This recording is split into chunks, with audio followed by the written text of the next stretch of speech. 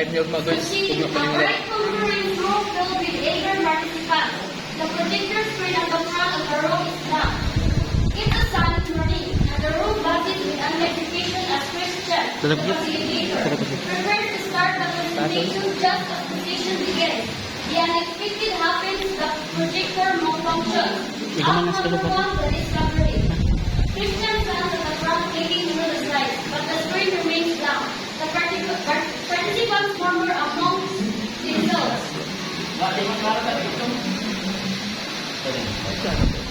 Morning.